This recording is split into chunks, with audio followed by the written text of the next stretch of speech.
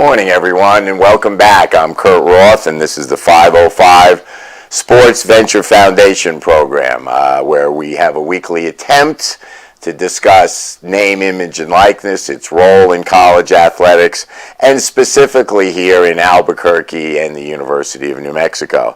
Firstly, I want to say thanks to Steve Davis, the president of ProView, who's sitting in the big chair up the steps, overlooking beautiful Central Avenue here in downtown Albuquerque, and my invaluable producer, Adrian from Long Beach, California.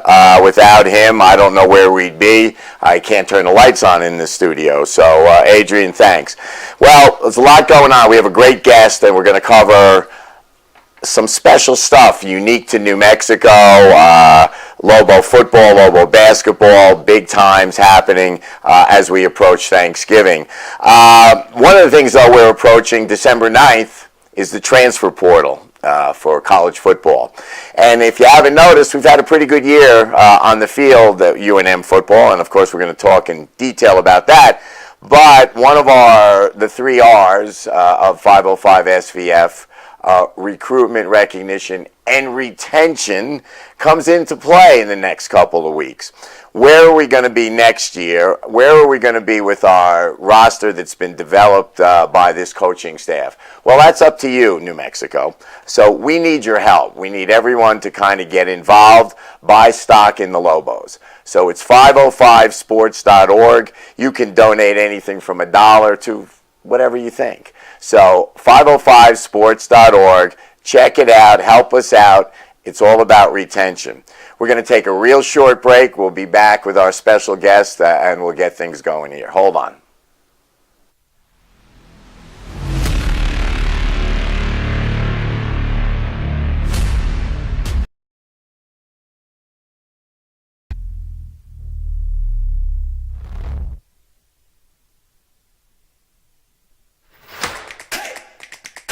Albuquerque's leader in sports is ProView. From pros to prep, all your favorite action.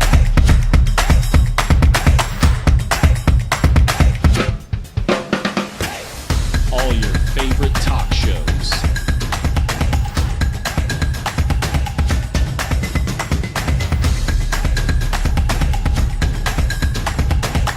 Find it on ProView Networks. What's going on, Lobo Nation? Ja'Cory Krosky-Miller here. And I'm Devin Dampier. The Lobo football team's going through some changes, but we're here to stay. We'll put in the work on the field and in the weight room, but we'll need your help off the field. 505 Sports Venture is leading the charge in the NIL space. And you can be part of it. You make my heart better. Shorty, she better than all my intentions. Locked in, shorty, you got my attention. See your baby, I get you the business. Touchdown and pay you a visit. We would like to thank the following sponsors for making this broadcast possible.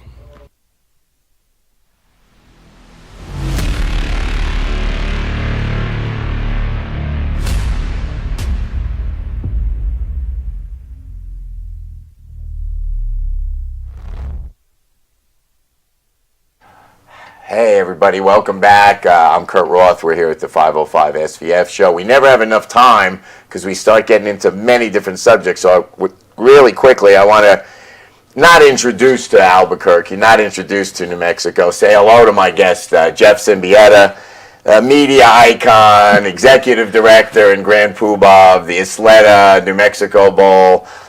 Just a big popular figure. Hardly that, but thank you. I'm glad we're finally able to pull this off and get this done. Yeah, we got a lot. There's a lot to talk about. First, one of the things we were talking about is as Thanksgiving approaches, family is really important. Your daughter's coming back from the University of Michigan. Flying back today. She's in the I track. Yeah, she might be in a layover somewhere, but yeah, my baby's coming home today. So weekend spent doing a family thing. Yeah, really looking forward just to seeing her, and she just wants to be home. She wants some green chili. She wants some sunshine. I think she even wants a little bit of dad time, which is still really, really cool. Yeah, right. And she'll probably tell you by Saturday how dumb you are. You know, but, I'm okay with that. You know, let me just tell you something. She calls me every day still. We're still, that may end and it's going to end, but we talk every day, and I'm so proud of my little girl. She's at the Ross Business School in Michigan, and I think doing pretty well, and going through the freshman things like we all did when the first time we went away from home. Yeah, I remember across the country. The food at La Posada. Yeah, I think that's I right. lost 20 pounds. I had to drink beer to keep my weight up, and I was pretty successful. And you're very good at it. I learned that well the first semester. You were trained well. Okay, so this time of the year, we're a month away from your game, right? A little later this year. Yeah, first time we're going post-Christmas, which is going to be interesting. Everybody says, is that good? Is that not? And I'm going to steal a Bronco Mendenhall line as a leader. Yeah, it's great. I'm going to make it good. I think it'll be good. I think post-Christmas is really interesting to me because I think the people who are home, right, for New Mexicans, we got an extra week to get ready for it. For people who are traveling in from wherever it happens to be, whomever's playing, it gives an extra week to get here. You know, typically we got 12 days really from Selection Sunday to when we kick. And so going the week after is going to be interesting. I think it should be a great celebration at 12:15 in the afternoon. The reason, and everybody's asking why, we've always been, except for COVID, for the last 18 years on the third Saturday in December. But with the expansion of the college football playoff, the third Saturday of December is now all first-round playoff games. So there are no bowl games. And so the whole schedule was dispersed, and the calendar flipped. Last year, the third Saturday was the 16th, and so there were 2 Saturdays of bowl season before Christmas. This year, the third Saturday in December is the 21st. It's as late as it can get. And so the calendar flipped, and so it's a little different, and I think it's going to be fun. I love it. I happened to look, getting prepared to see you today. I said, I knew it was different, but that's the week between Christmas and New Year's, and I think it's a downtime for most of the world. They take off. Like you said, New Mexicans will be home. Yep. And I think it's a great way to celebrate leading to New Year's. And there's a good chance that we're going to have our Lobos in there. The Lobos win on Saturday. They are bowl eligible. They are bowl eligible. Yeah. So tell us. And they will be in a bowl. Tell us a little bit about the process, though.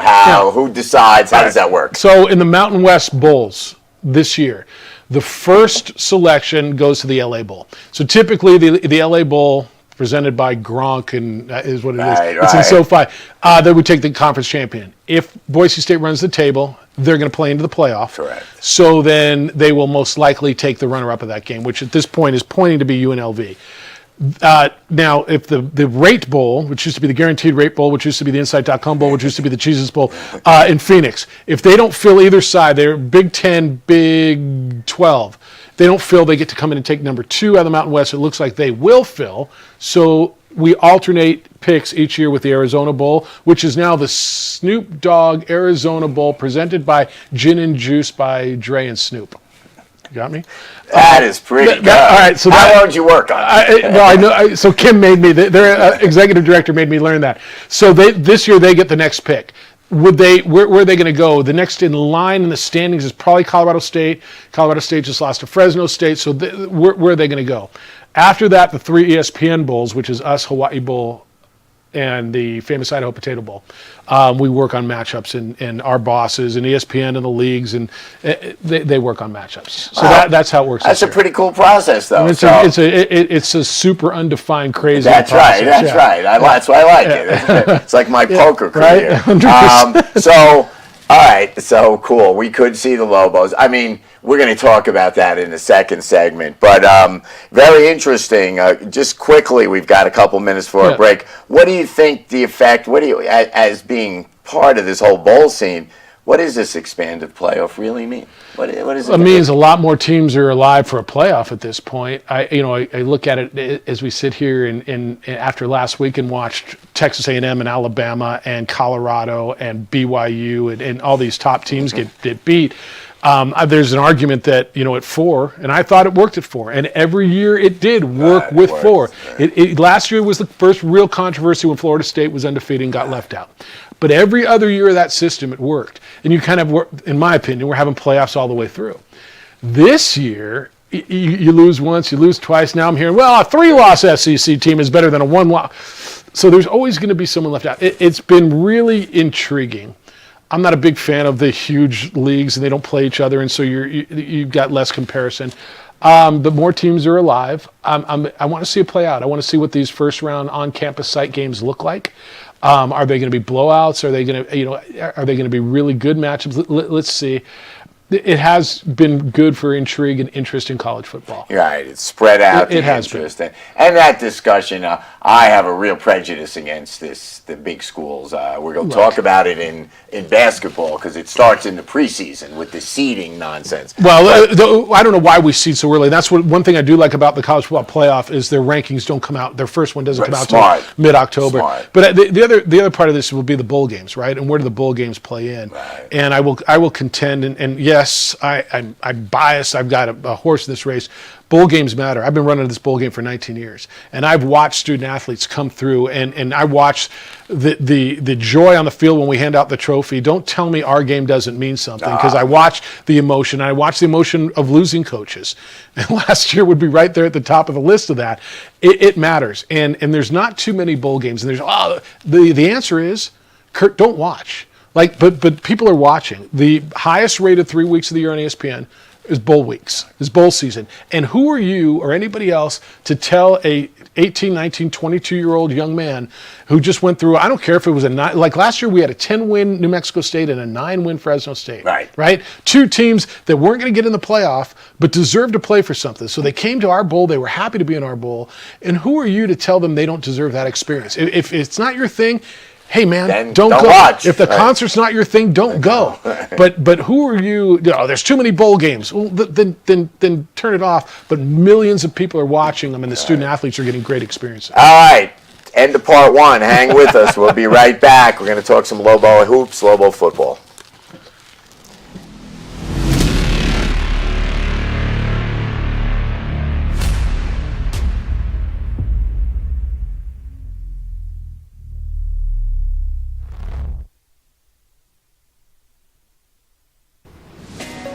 Hi, my name is Ruben, and I'm with the New Mexico Educational Assistance Foundation. We are proud sponsors of high school and college sports. Either college or trade, we can help you find the funding you need. Go to nmfafsa.org. That's nmfafsa.org.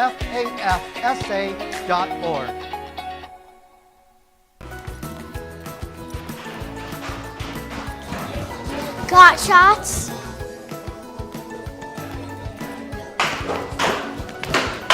Got shots? Got shots? During Got Shots, participating providers open their doors for any child who presents for immunizations, regardless of whether they are a patient or whether they have insurance.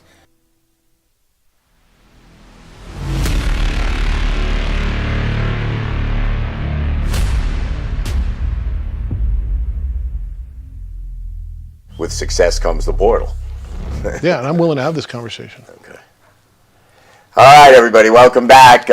I'm here with media icon Jeff Symbieta, executive director of this New Mexico Bowl, and a lot going on. We're going to get to Lobo football, but as we went off the air, we started to discuss a little bit Lobo football, specific athletes, and the portal and the bowl schedule. So we did talk a little bit about players opting out, and that's an issue because of the portal? It is because of the timing of the portal. Right. So it's all in phrasing, isn't it? How do you look at things? X number of players opted out of bowl games. 10,000 or so opted in. Right. We never want to have that conversation about the young men who played. Look, as an industry, none of us love that the portal basically runs concurrent with bowl season. Oh, yeah. Right. It opens up on the 6th or the 9th of December and runs through the beginning of the year. The conversation is you got to get the student athletes in school, which makes sense, right? You got to get them into their next school. You want to get them in school. It all makes sense. But when Nick Saban stepped down at Alabama at the end of January last year, all of a sudden a 30-day window opens up for all those Alabama student athletes they can transfer. So they're transferring in mid-February to their new school. And then when Alabama took Kalen DeBoer from Washington, a 30-day window opened up there. And then when Washington took Jed Fish from Arizona, a 30-day window opened there. And then when Arizona took Brent Brennan from... So all of a sudden, these 30-day windows, there's a way to get this done. There is. And I think for the health of the bowl system, certainly. And I think for the stability of your football program, right? I mean, all these kids, I think they want to finish the year with their brothers. They want to finish the season. They want to go to a bowl game. And I know as an NIL collective, we encourage that part of the language be written in, the season runs through the end of the postseason, whether that's a playoff or a bowl season.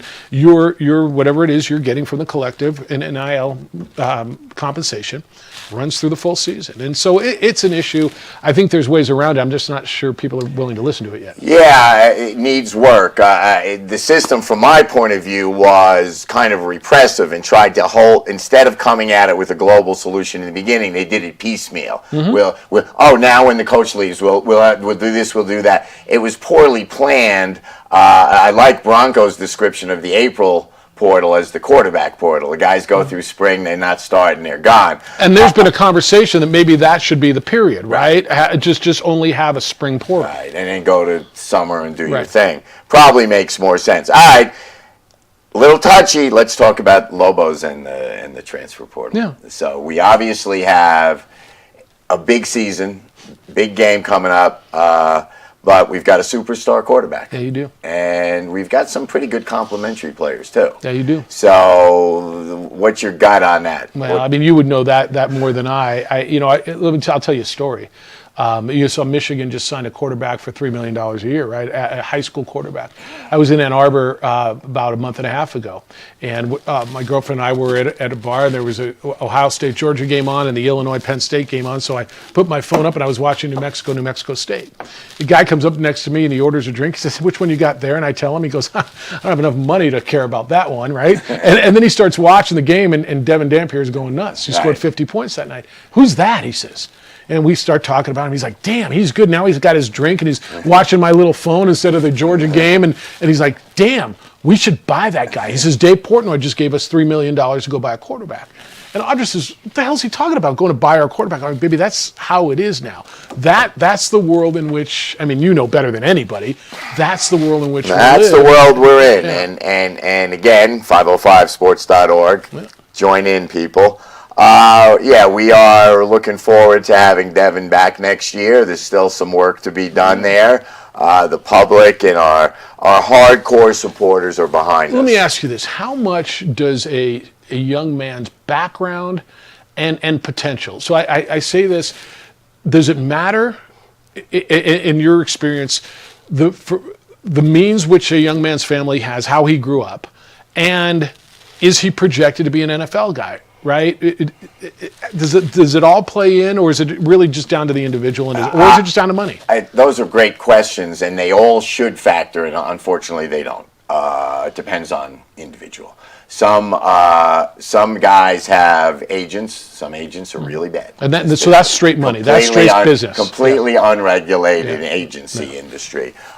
Some have family members who really care about the situation the kid's in.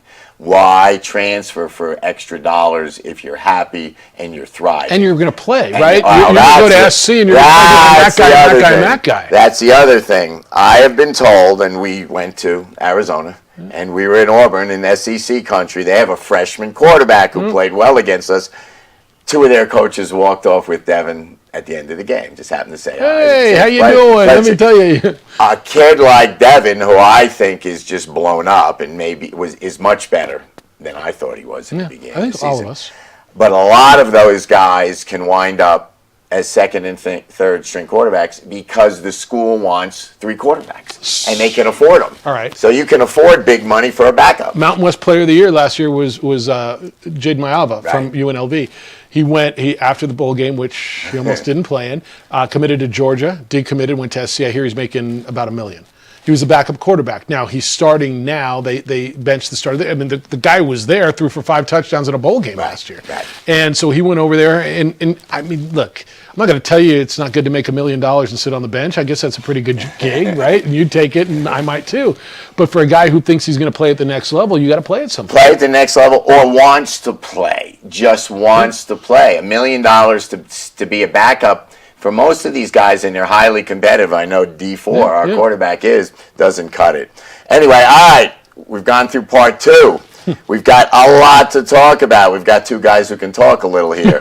So hang out. We're going to take a break. We'll be right back.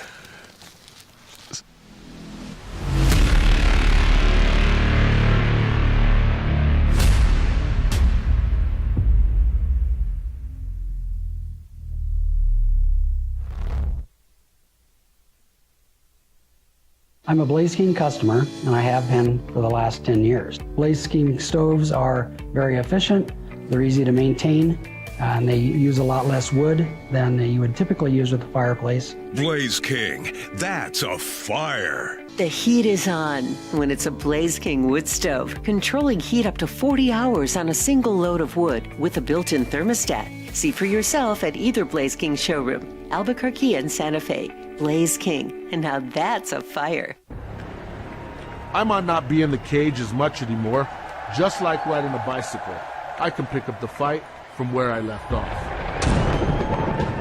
I'm not some slick-haired outsider posing with borrowed gloves. I grew up here.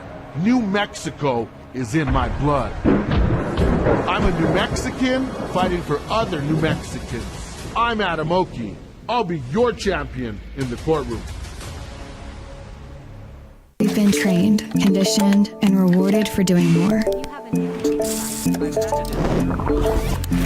But people weren't designed for all that doing. Our bodies need to settle into nothing from time to time. Into nothing at all. In a world obsessed with doing more, we invite you to undo.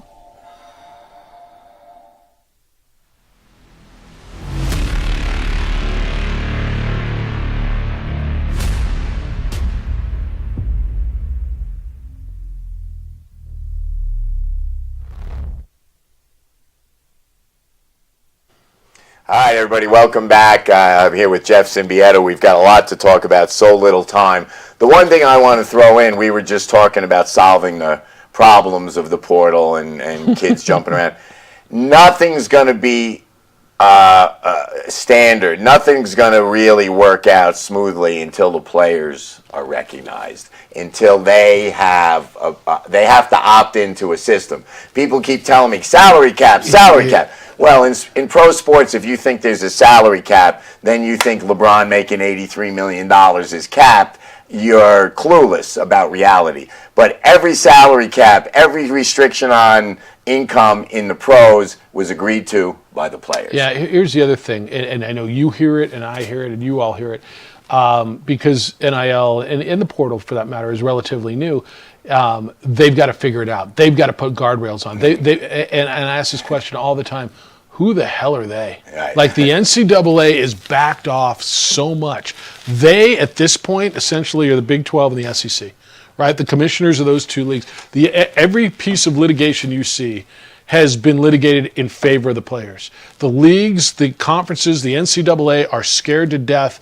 I mean, you look at the transgender thing that's been going on. That's the first thing, and the only reason that went in favor of the player, or of the league, was because the judge cited the timing of that, right? Not because of anything that was factual or issues. So we keep saying they've got to figure it out. You know what we got to figure out first? Who is they? Right. Because right now, who's governing college football? And that's where this whole Super League conversation has come in and everything else. Yeah, it'll work out. It might take 10 years. It'll work out. All right. Clock's running here. We have no timeouts. Lobo football. Yeah. One of the biggest games in years. It's pretty big. What are you thinking? I mean, I love their momentum. I'll tell you that Hawaii is really good out there. They had Boise State into the fourth quarter. They had UNLV lost by 2. They just won. They beat Fresno State out there. They beat Nevada. UCLA went out there. It was a 3-point game. You got a lot to play for. And this is one of those where you got so much in front of you. The one thing maybe you have in your favor, well, two, their quarterback might be hurt. He's hurt. And they lost last week, which means any thoughts of bowl eligibility went out the window for them. If they'd have won, they'd have been playing to be 6-6, and they would have applied for a waiver because they beat 2 FCS teams. Right. But and so motivation should completely be on UNM's side. I like the fact that UNM has the extra week because you're coming off of such a high after that Washington State win. But man, I just don't count it as a win until. I cannot count it. Can this they is, throw the ball, even backup, they're going to throw the ball all over the place. I promise you. And Timmy's a good coach and out there. And this is a big deal for them, and this will be their bowl game. Well, the one factor he might be coaching for his job because they just fired their AD. Well, and so who knows what's going on there. Along those lines, the collective guy quit. Does that mean these kids aren't getting paid this month? I don't know how that works. I don't know. Yeah. He said he was pulling his funding. Now I don't know if that meant going in forward or today, but he felt he was mistreated. All right, I've got the. What's your gut? I've got the Lobos by a touchdown. All right, I'll take it. Winning at the end. It makes everybody happy at that point. Big game out of Eli Sanders. We all win at that point, maybe. Right. I mean, because you all get to go to a bowl game. That's right. We get to go. I can't wait. Right up the street. I mean, wherever it happens to be. Wherever it happens to be. All right, you sat in the front row watching the Lobos play UCLA. Yeah. Then they go to St. John's. I was one row off the front row. You were in the front row. You get better seats than the guy. One of the referees, first time ever, I was disciplined by a referee. Hey, boy. And then they go to St. John's and kind of don't look in this. The way they got out rebounded, it was like not pretty. What's your take? And then they got 2 games, tough games, Thursday and Friday. Yeah, I think they're good. I think they're good, and I think they're young together. They're not young. I mean, they're a relatively new team together. I love the UCLA game. I love the pace. And what I loved about it is when Donovan went down and the whole place went, holy bleep, right? And he comes back, and I love the way Cade played. Cade Dotson, a freshman point guard, goes in a big pressure situation, and they never faltered. We kept waiting for UCLA to make that run. And every time they threw a punch, you were able to counter, right? And you blocked it and threw back. I thought they just got out physical by St. John's. They're just a way bigger physical team. And I thought Nelly would be more ready for that, because it's a guy who's played back there and played for Rick Pitino. But I think that you learn from that. This week's going to tell you a lot. Arizona State's, and we saw them in the same building. Physical team. Physical team, and it's a Hurley team. They're going to be good. I think you're good. There's a couple things. I'd like to find a shooter, a reliable sniper on that team, and maybe that's Amsil, and that happens like last year. He becomes that guy later, and I want to see what Philip Borovichinen is. I love a long 6'8", 6'9" guy that was guarding the perimeter, which was the knock on this team the last couple of years. They've been small defensively on the perimeter. I really liked what he could do. Let's see. I don't know if he's in the doghouse or where that is. I think it's a confidence thing with him. I think for us, he didn't play the first half the other night. Yeah, didn't get up Texas Southern. Came in at the end and they put 60 on the board, but he was doing one-handed down the lane. He came out of Serbia to the University of Arizona. They were talking about a possible one and done. Right. He got to Arizona, and his game, his confidence, great kid. He doesn't exude confidence. I think he's his own worst enemy. We'll see if Dr. Patino and Dr. Chu can get him molded and get him in. Because I think he can be the wild card of this thing. If you can get him going on both ends. They had him starting. Because I know what Donovan Dent's going to do. I know Nelly's going to be good. I think Amseal's going to be fine. I think C.J. Nolan's going to be good. Like I look around, I see a lot of pieces. That guy's can be the wild card. All right, everybody. We could do this for like days. You want to? Because I'm going to jump on the plane. I'll go to Palm Springs. Where am I going today? Palm Springs it is. Anyway, everybody, thanks for being with us. Jeff, thanks. Thank you. New Mexico Bowl will coming up. Go buy your tickets. Lobos will probably be in there, or I'm predicting them to be in there. But buy your tickets. It's a New Mexico event. It helps us all when that thing succeeds. Lobo football Saturday, big game. Let's go. Let's get it done. Another big weekend for Lobo basketball. So, hey, everybody. It's 505 Sports Venture Foundation. That's 505sports.org. Help us out. We'll see you next week. Have a great Thanksgiving, and make sure you eat too much. Please. Take care.